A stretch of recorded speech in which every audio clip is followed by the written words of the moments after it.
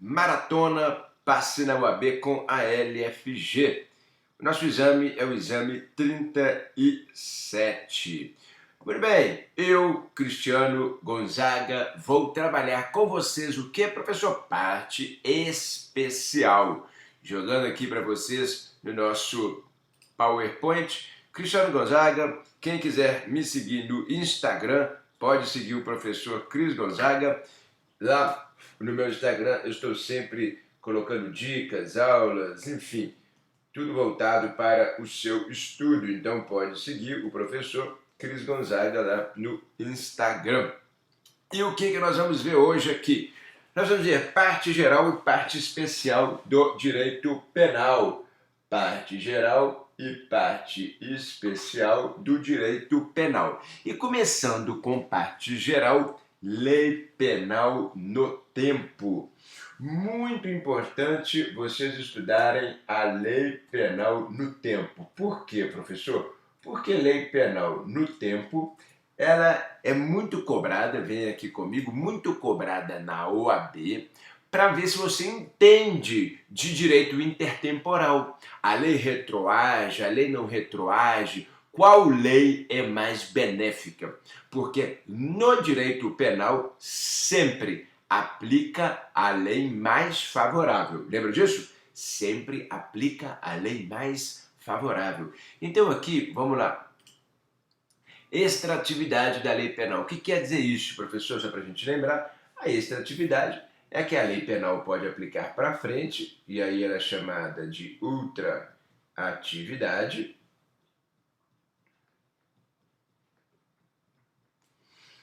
Quando a lei anterior ela é mais benéfica e aplica para frente, ou quando a lei posterior é mais benéfica, aí nós temos a retroatividade.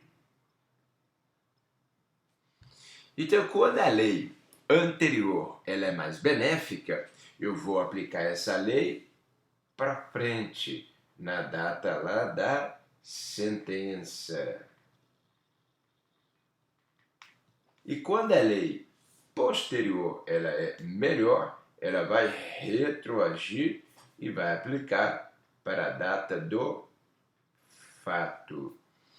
Um fato ocorrido antes de uma lei, sendo que esta lei posterior ela é melhor, ela vai aplicar para trás. Por exemplo, vem cá, eu gosto muito de dar exemplo, porque é isso que vai fazer você fixar.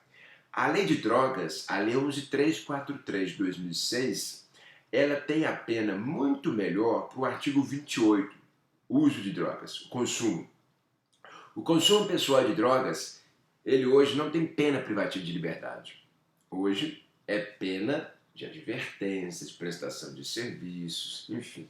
Se alguém praticou esse crime lá atrás, atenção, praticou esse crime lá atrás, quando existia o antigo artigo 12 da Lei 6368 de 76. Essa pena anterior era de privação de liberdade. Aí ele praticou lá atrás. Aí entra em vigor a lei nova. A lei nova permite advertência, prestação de serviço à comunidade. Vai aplicar qual lei? Mas lembrando que ele praticou o crime lá atrás. Vai aplicar qual lei? A lei posterior, porque ela tem pena de advertência, pena menor. É uma lei que vai retroagir. E se eu tivesse uma lei lá atrás que fosse melhor, eu vou aplicar essa lei lá atrás, onde ele praticou o crime, para frente. Então, retroatividade e ultraatividade é o que se chama de extraatividade da lei penal. Aí. Só que tem uma exceção. Essa exceção aqui é que costuma cair na prova da OAB, que é o artigo 3º. O artigo 3º do Código Penal, ele diz que quando se tem uma lei temporária,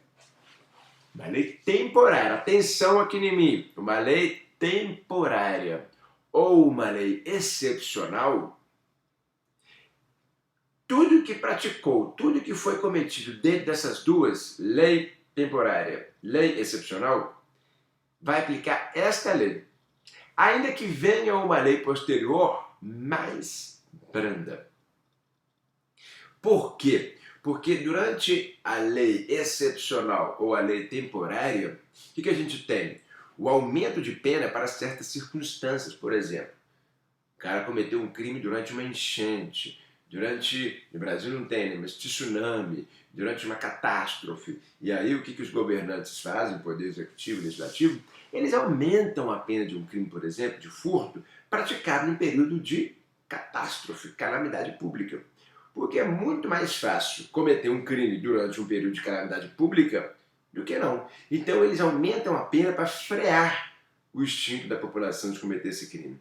Eles fazem com que a população fique temerosa, fala, opa, agora a pena é alta, a pena agora é maior. Então não vamos manter esta pena pequena, vamos aumentar a pena para quem fizer furto durante esse período de catástrofe que nós estamos vivendo.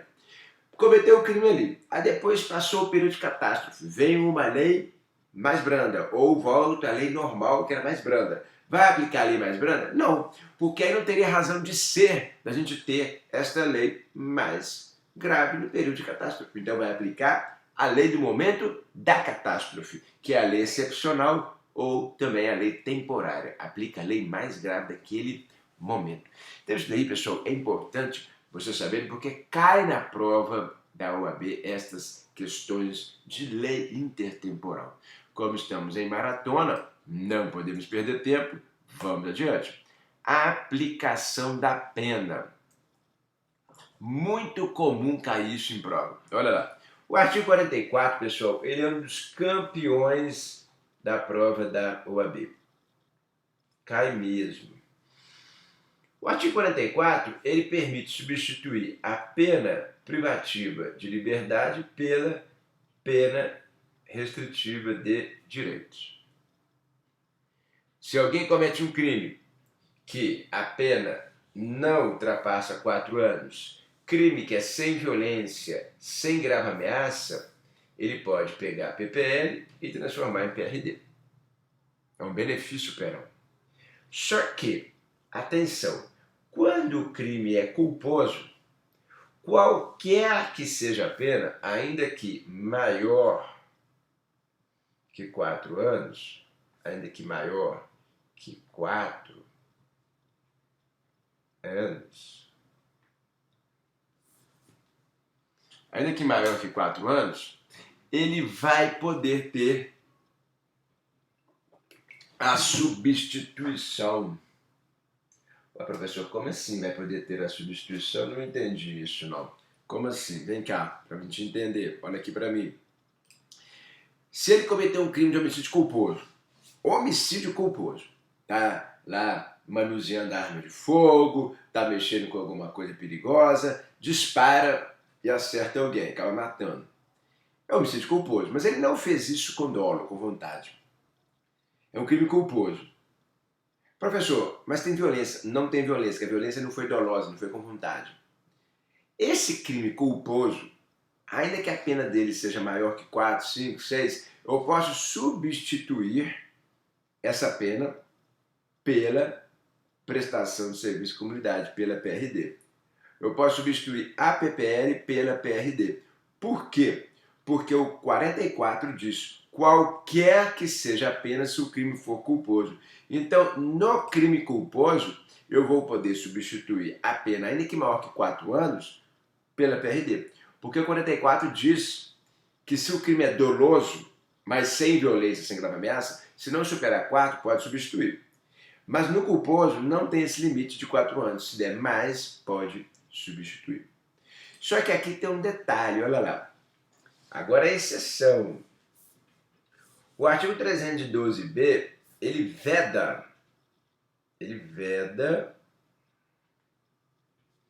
a substituição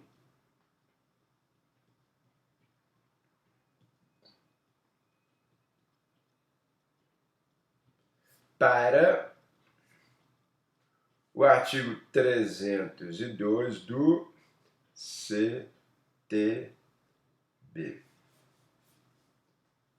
O artigo 302 do CTB, pessoal, é o crime de homicídio culposo no trânsito. Então vem cá, olha só, o que a gente tem aqui? O homicídio culposo no trânsito é aquele que o cidadão está dirigindo o carro, embriagado, atropela e mata. Se ele está embriagado, atropela e mata, é homicídio culposo no trânsito. Via de regra, é homicídio culposo. Aí a pergunta, você tem o homicídio culposo do 302 do caput, que ele está mexendo no telefone, que ele está desatento e acaba atropelando, e tem o 302, parágrafo 3º, que é quando ele está embriagado e atropela e mata. Todos os dois casos do 302 são culposos, os dois são culposos. Tanto no caput quanto no parágrafo 3º é culposo. Tanto embriagado quanto desatento. Há uma possibilidade de substituir a pena privativa de liberdade pela pena de restrição de direitos? O Código Penal, ele permite isso no 44. Lá no 44 fala que pode substituir se o crime é culposo. Mas no CTB, em razão de vários casos que aconteceram, no CTB, olha lá, no 312B, tem essa vedação em que não pode substituir nos casos de crimes que sejam culposos com resultado morte e embriaguez no volante. Ah, professor, então deixa eu entender aqui. Isso aqui é para os casos, então, de embriaguez no volante com resultado morte. Embriaguez no volante com resultado morte não pode. Porque acontecia muito, eu mesmo como promotor de justiça, eu trabalho no Ministério Público, eu vejo isso aí no dia a dia, acontecia muito aí de que dessas questões aí de substituição de pena, chocar a sociedade. O cara bêbado sai da boate, atropela na boate lá e mata. Aí a gente diz assim, nossa senhora, atropelou na boate e matou. Ora, e aí, vem cá. Ele ficava solto, porque não tinha essa vedação. Essa vedação aí, se você pegar o seu vade-mecum, enfim, seu livro aí, eu estou com o vade-mecum aqui da Saraiva, que é aquele que eu inclusive participo, sugiro aí para vocês estudarem, o vade-mecum OAB e graduação da Saraiva, do nosso time aqui. Lá tem, olha só, aos crimes previstos no parágrafo 3º do 302 e no 303, parágrafo 2º, não se aplica o disposto no 44 do Código Penal. Então, sugestão para vocês, vade-mecum da Saraiva, o que eu participo, tem a carinha do professor, então outros professores juntos, OAB e graduação, é o melhor que tem aí para vocês acompanharem para OAB. Aqui está vedando substituir no 302, parágrafo 3º, que são os casos de embriaguez no volante. Aí então, o que eu posso te dizer sobre isso que é importante? Não pode substituir mais quando tem embriaguez no volante, atropela e mata, ele não vai mais poder ter PRD. Ele vai ter que cumprir a PPL, vai ter que cumprir a pena privativa de liberdade. Esse é o ponto. E o 302 caput não tem vedação. Só tem vedação para o 302, parágrafo 3º. Então aqui, ó, 302, vamos colocar até aqui, ó, para o 302, parágrafo 3º. Ok? Então, casos de homicídio culposo, crime culposo, pode substituir pena maior que 4? Pode. Mas, quando se trata do 302 para terceiro, que a pena inclusive é de 5 a 8 anos, não cabe essa substituição mais, porque o 312B veda. Isso aqui tem muitas chances de cair na sua prova. Vamos lá? Artigo 91A. Efeitos da condenação, pacote anticrime. Pessoal, o que acontece aqui? Agora nós temos uma novidade no Código Penal, inserida pelo pacote anticrime, vocês devem lembrar disso aqui, que é a chamada pena confisco.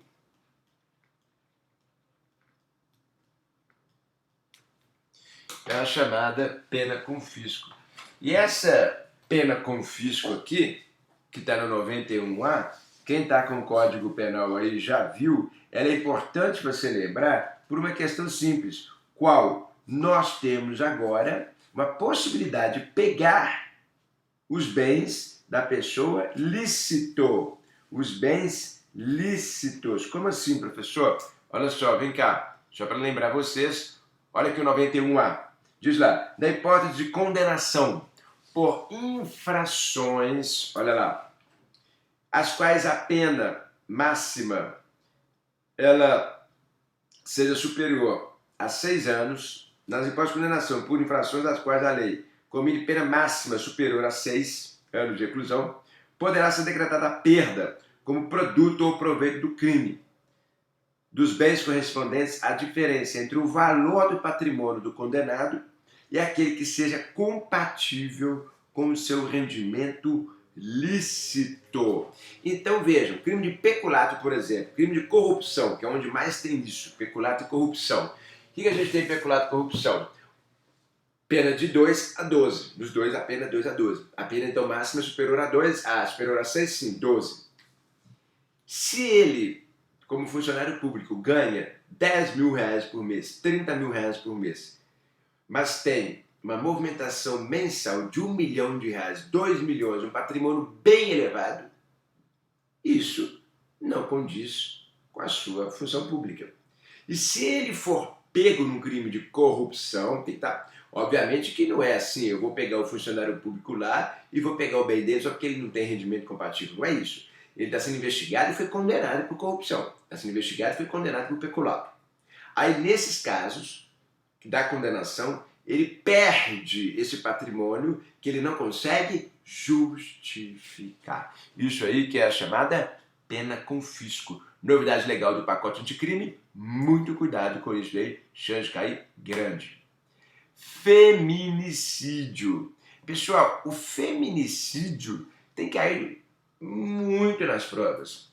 O feminicídio é um crime hoje qualificado, que é a pena lá de 12 a 30. Esse feminicídio aqui é um crime que cabe medida protetiva.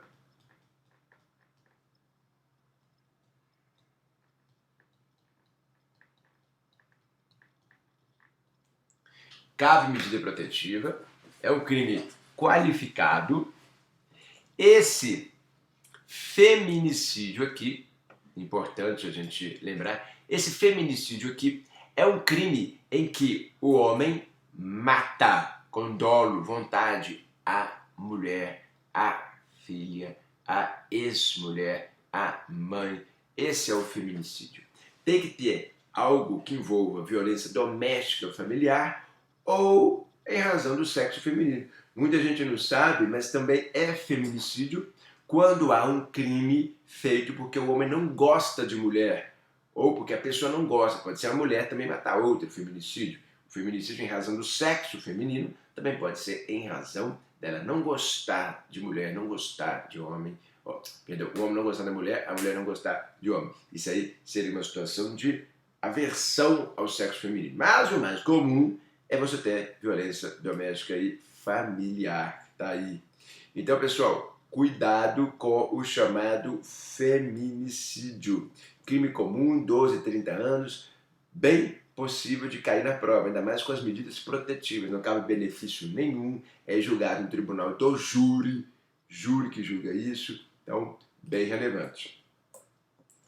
Abortos legais, olha lá, o artigo 128, só para vocês lembrarem. Quais são os 3 casos de aborto que nós temos permitidos? O aborto necessário para salvar a vida da gestante, o aborto sentimental, quando ela foi vítima de estupro, pode fazer aborto porque ela foi estuprada, claro, pode sim, está na lei. e o aborto de anencefalo.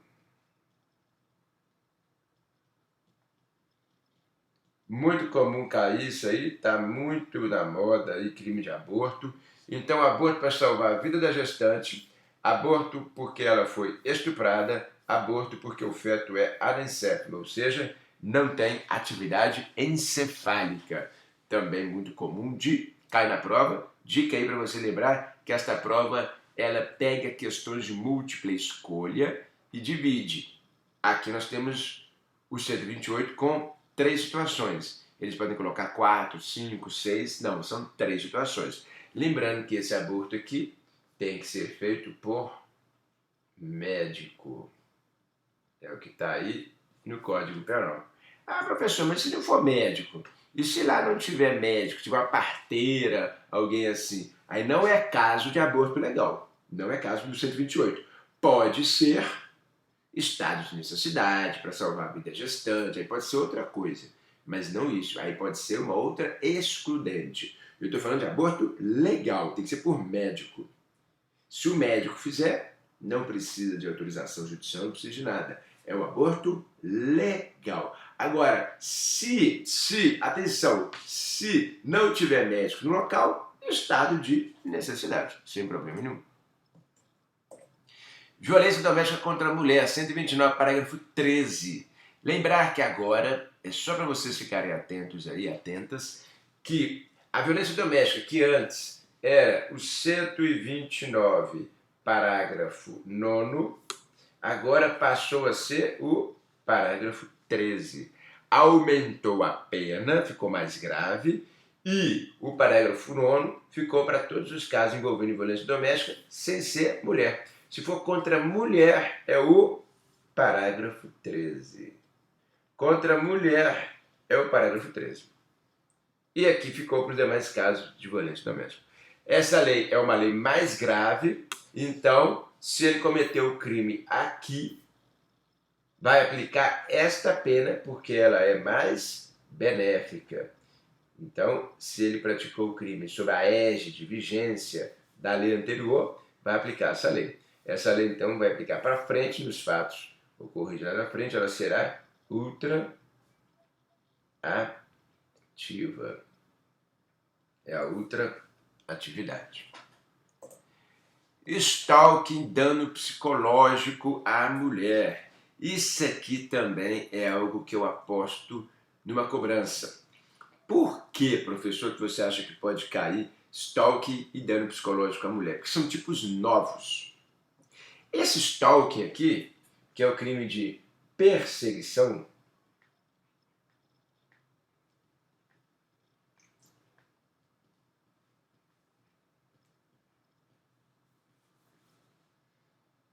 esse crime de perseguição é o 147A.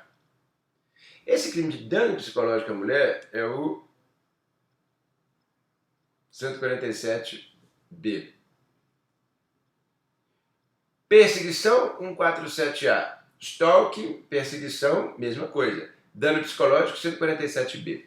O que a gente tem nesses tipos penais que são relevantes? O crime de perseguição, ele é um crime habitual. O que é crime habitual, professor? O crime habitual é aquele crime que você precisa ter uma reiteração.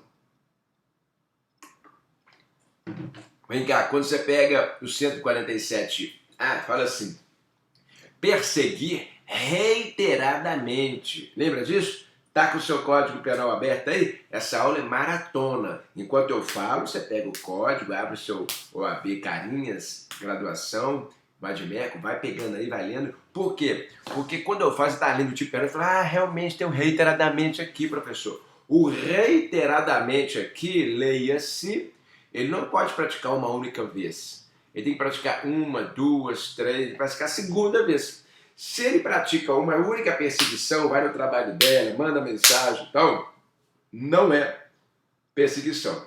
Mas, se ele faz uma, depois faz a segunda vez, aí é perseguição. Então, tem que ser no segundo ato. Quando ele faz o segundo ato, aí é stalking, aí é perseguição. Restringiu a liberdade dela lá no trabalho, foi lá, enfim, ficou mandando mensagem. Isso é stalking.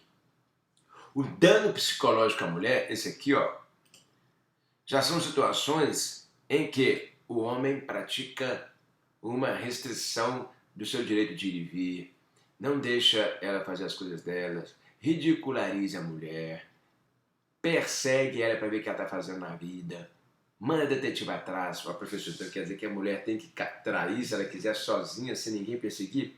É o cara, se ele descobrir isso aí, divórcio. A pessoa, mas se ela pegar o cara perseguindo ela, dano psicológico, é ridicularização, restrição no direito de ir e vir, não deixar ela tomar suas próprias decisões, não deixar ela tomar método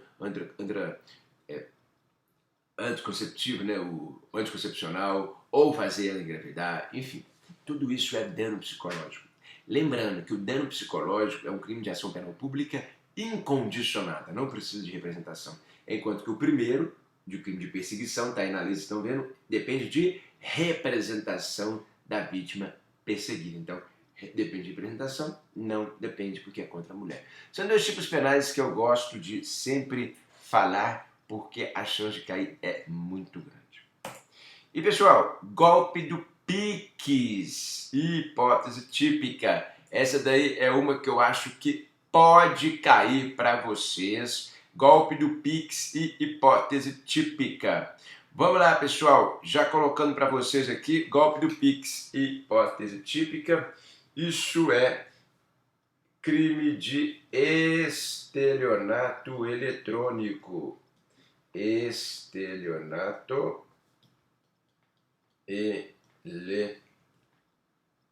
eletrônico. Por que é estelionato eletrônico? Está lá no Código Penal, parte especial, é pena de 4 a 8 anos. Vamos entender isso aqui, de uma vez por todas. Porque muita gente confunde o golpe do Pix com o furto eletrônico. Os dois têm a mesma pena. Tanto o furto eletrônico quanto o golpe do Pix têm a mesma pena. Só que é diferente na hipótese concreta. No golpe do Pix, o agente, ele se passa pelo filho, se passa pelo pai, se passa por um terceiro, ele invade o telefone ou ele pega o WhatsApp da pessoa e passa a conversar com familiares e amigos. Aí ele vira e fala: pai, mãe, eu estou precisando de R$1.000, de R$500. Tem como você depositar na minha conta para me ajudar a pagar um boleto? Aí o pai vai e pede o Pix. O filho vai e manda, como se fosse o filho, mas é o bandido tomou conta do telefone, invadiu, enfim. Aí o filho recebe os R$1.000. E isso é golpe do Pix. O filho não, o bandido, substituindo o filho, recebe os R$1.000. Por que é estelionato eletrônico? Porque o pai está entregando a vantagem. O pai está entregando a vantagem. Sempre que o pai entrega a vantagem, sempre que é o pai entregando a vantagem, isso é estelionato. Sempre que o próprio meliante, o agente, ele subtrai, sempre que o agente pega o bem, ele invade e pega o bem, ele invade e transfere para a conta dele, ele invade e faz, enfim, uma transferência para a conta de terceiro, o próprio bandido transferindo, aí é furto eletrônico. É o 155 lá, parágrafo 4º. Agora, quando é o próprio agente que se passa por terceiro e ele induz, engana a vítima a entregar o bem, a vítima que entrega, ela mesma, pela sua própria conduta, ela vai e deposita, ela vai e faz o Pix, aí é estelionato eletrônico. O estelionato, em qualquer circunstância, a vítima entrega o bem. No furto eletrônico, é o próprio meliante que pega. Isso acontece muito, pessoal, acontece demais. Eu vejo isso direto na prática, como promotor de justiça. Inclusive, para a gente fechar aqui, eu caí num golpe desse do Pix. Não, professor, um pior. Eu estava andando numa praça pública aqui em Belo Horizonte, sou promotor de justiça aqui, aí tinha um cara chorando muito. Eu vi isso na praça, me comoveu, fui lá, o que aconteceu, meu irmão? Aí ele falou assim: não, eu perdi minha mãe morreu e tal. Eu falei: nossa, o que está precisando? Eu precisava de dinheiro para passagem, para ir lá no velório dela. Falei: quanto que é? Ele falou: R$12, 15. Eu tinha uma nota de 50, entreguei para ele a nota de 50, me pedi troco, óbvio, né? Aí ele foi embora. Fiquei com dó do cara, né? O estelionatário, gente, vocês vão ver, ele dá golpe pequeno. E vai juntando 12, 15, 20, enfim. Aí beleza, fui embora. Aí passou uma semana, eu tô passando ali mesmo, porque fica perto do Ministério Público. Aí uma pessoa lá, chorando de novo, o mesmo cara chorando. Aí eu cheguei lá perto e falei, ó, o que tá acontecendo? Ah, eu perdi a mãe, perdi a mãe. Eu, de novo, você perdeu a mãe? Ele, eu perdi, o cara fica ali dando golpe, né? Chorando. Eu falei, que absurdo, então eu fiquei puto, né? Liguei pra polícia lá na hora, ah, polícia, não sei o que, passar as características do indivíduo, um cara de camisa amarela, meio carequinha, meio baixinho e tal. Aí o cara da polícia lá, ah, um cara que tá na Praça da Assembleia, eu falei, é. Aí o cara que fala que deu golpe, que a mãe morreu e tal, não sei o que, esse mesmo, tá aqui. Aí ele falou assim, quem tá falando? Cristiano, promotor de justiça. Aí falou, doutor, tudo bem, mas ninguém cai nesse golpe mais, não? Tem alguém que caiu aí? Eu tô, sabe se tem alguém, alguma vítima aí? Pô, mas ninguém cai nisso, não. Aí eu falei, pois é. E eu caí, né? Eu falei, pois é, tal, estão caindo aqui no golpe, se você quiser mandar alguém aqui, não, beleza, doutor, depois a gente manda aí e tal, fica tranquilo. Aí, tá bom. Vergonha, né, que eu passei, né? Porque eu fui vítima de um estelionatário. E eu entreguei os 50 reais. Eu entreguei o bem. Então, sempre que a vítima entrega, estelionato. Guarda esse exemplo para você não esquecer mais. Pessoal, fechamos então a nossa maratona. Cris Gonzaga, segue a gente lá no Instagram. Muito feliz de estar com vocês aqui. Desejo uma excelente prova da OAB. Que vocês sigam com foco, com força e o ingrediente mais especial, com fé, para buscar essa carteirinha vermelha. Bacana? Grande abraço e até a próxima.